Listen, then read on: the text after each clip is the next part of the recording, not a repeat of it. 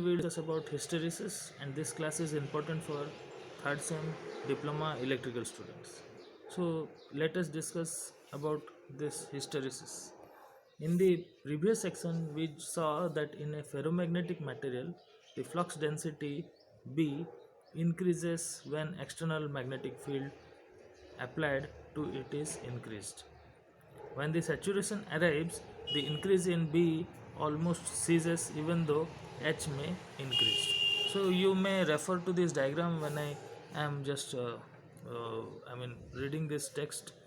So from this diagram also it is relevant that whenever there is the increase or the magnetic field applied to is increased, the saturation arrives and increases in B almost ceases.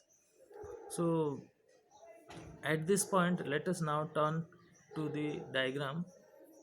So this is the diagram.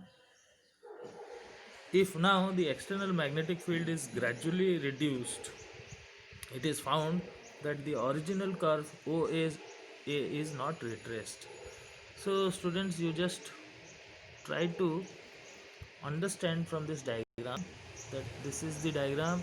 So this is the point O. Let me just make you a easy view. So this point is O. So the way the graph increased, the same way it does not retrace back. So it is quite relevant from the diagram.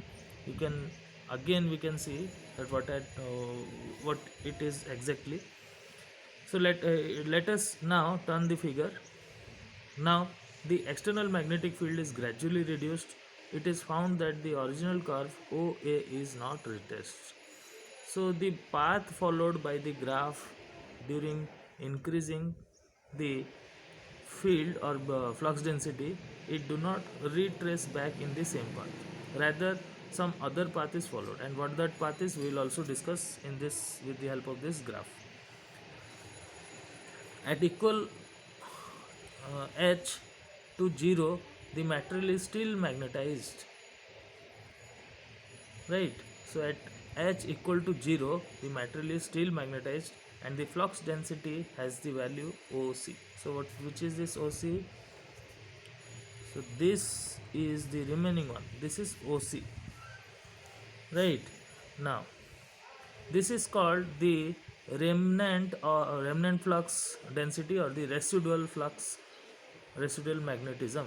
In order to demagnetize the material completely, the external magnetic field H must be reversed, and when it reaches the value OD, which is OD now from the graph you can see the value is this is OD, the small value from the origin line to the point D. OD, the applied magnetizing force H, the reverse direction in this case is equal to OD, which causes B to 0 is called coercive force. So now we have to make the residual magnetism also 0. So the amount, or it can be stated that the reverse direction in this case is OD, which causes B to be 0 is called coercive force. Further, increase of H in the reverse direction will now increase B in the reverse direction.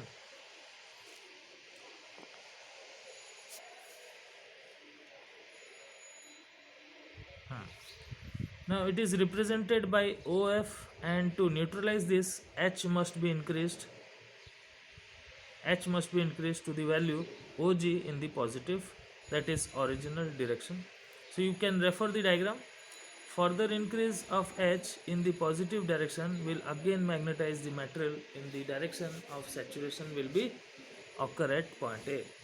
Now the above experiment, the result of which is repeated in represented in the diagram, shows that B always lags behind H.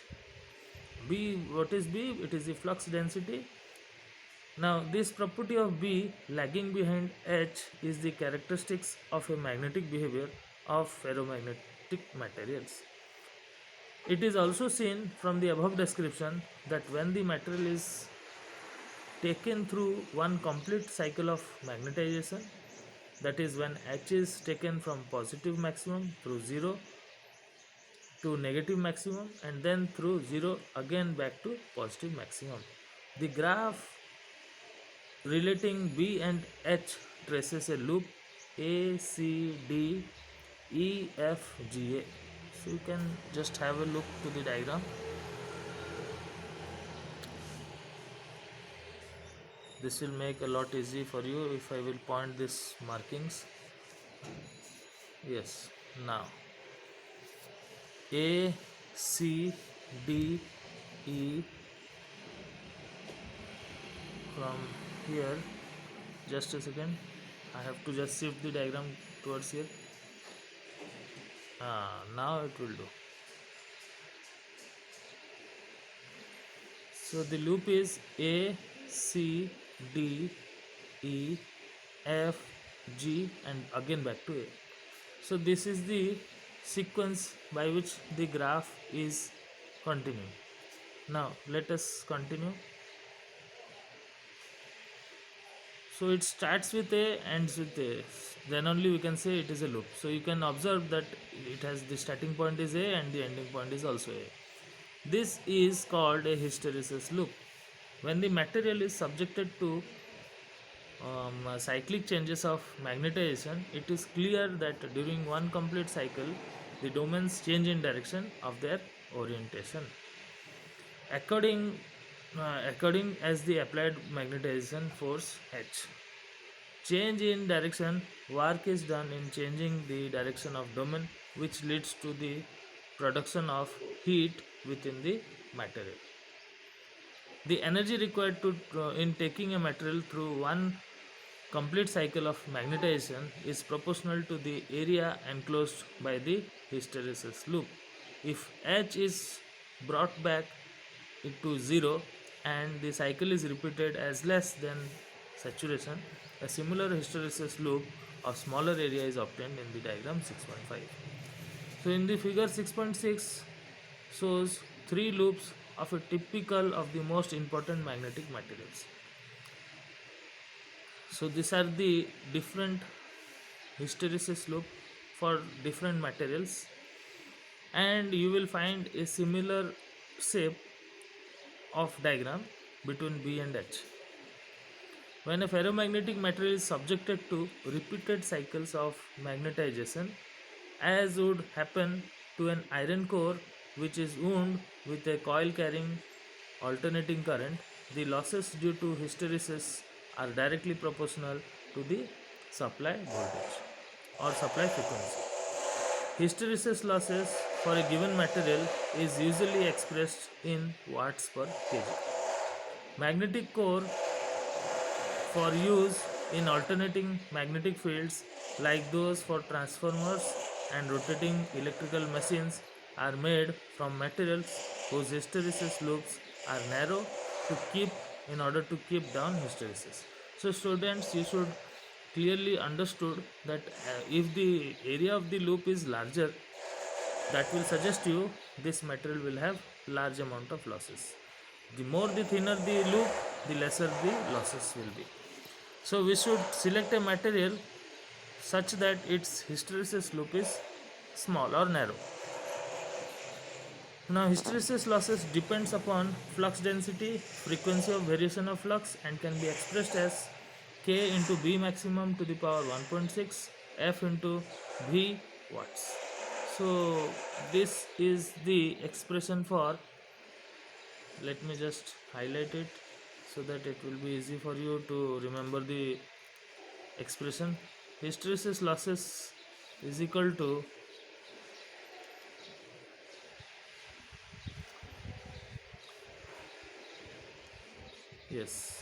hysteresis losses is equal to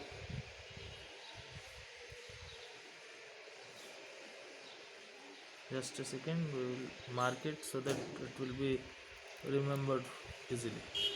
Hysteresis losses is equal to K into B max to the power 1.6 into F into Vc watts. So you have to remember the parameters, where K is a constant whose value depends upon the core of the material. Bm or B maximum is the maximum flux density of the magnetic material in which the core is placed. F is the frequency of variation of flux, and VE or VC is the volume of the core material in meter square. So these are the parameters for your hysteresis loss calculations. Now we'll discuss about eddy currents. Magnetic materials placed in an alternating field magnetic field also have eddy currents induced in them. This is because the material is subjected to rate of change of flux linkages, and in accordance with Faraday's laws of electromagnetic induction, EMFs are induced in the material causing currents, which are called eddy currents. Now, yes, so these are called your eddy current to flow in the metal. These currents cause loss of energy, that is I square R loss, in the material, where I is the value of eddy current, R is the resistance of the eddy current path provided by the material. This results in heating up of the material. Eddy current loss is proportional to the square of frequency of the square of the thickness of the material, and is inversely proportional to the resistivity of the material. This is why magnetic cores to be used in alternating magnetic field instead of being solid are generally built up of thin sheets of lamination separated from each other by thin film of insulation. Thin film of insulation. The insulating film may be a coat of insulating varnish, a sheet of paper, or sometimes a film of oxide. A efficient insulation for silicon steel is a film of phosphate chemical deposited on the surface. So students, you will find in the course of the transformers, they are generally laminated. And why they are laminated? Because the source of energy is AC, and while using AC, these cores will have large amount of eddy currents associated with them, and if they are associated with eddy currents, huge amount of heat losses will be generated. So to minimize these losses, we generally use laminations. So that is the reason why these solid cores are avoided and laminated structures are adopted. Now, the losses due to hysteresis and eddy currents are also affected by the magnitude of flux density. Hysteresis loss varies directly in proportional to B at low flux density, say up to 0. Or 1.0 Weber per meter square. Hysteresis loop is proportional to B square or even sometimes higher of the order of B. Current eddy current losses are proportional to the square of flux density, and it is expressed mathematically by the relation K, or eddy current losses, is equal to K B square, B maximum square, F square, T square, V C watts. So this you have to remember the eddy current loss formula. Now,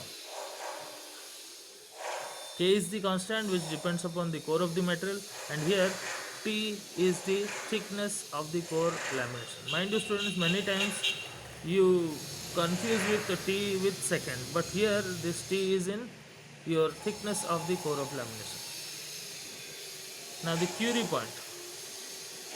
There is a critical temperature called Curie point above which the ferromagnetic material lose their magnetic property. The Curie temperature of the domain structure tends to disrupt, and the domains lose their alignment, become aligned in random fashion.